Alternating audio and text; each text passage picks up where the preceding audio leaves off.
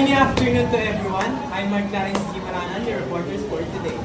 So, when Jose weighed his balikbayan box, its weight was 34 kilograms. When he got to the airport, he found out that the airplane charged 25 pesos for each pound in excess of free baggage, allowance of 50 pounds. How much will Jose pay for the excess weight? Magkano binayan? Solution.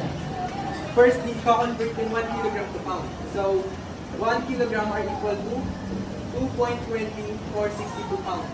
So, 34 kilogram times 2.20 or 62 are equals to 74.957 pounds. Pero automatically, since marami na yung digits, i-convert natin siya, i-round off natin siya sa pinakamalapit na number. So, automatically, nagiging 75 pounds siya. Since yung airport niya ay inaalaw lang ng airport ay 50 pounds, mag-charge sila ng anything na nag-exceed sa 50 pataas. So 75 times 50, which is ang allowed weight sa airport, magiging 25. So para malaman, kasi nakalagay dito, how much will Jose pay for the excess weight? Ima-minus natin, pag nakuha na yung 25, which is the excess, itatanong natin sa 25 pesos na fee. So, what do you think is the final answer?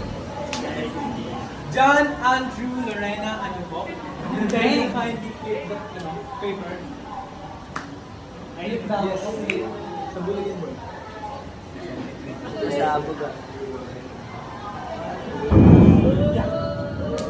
That is the final answer.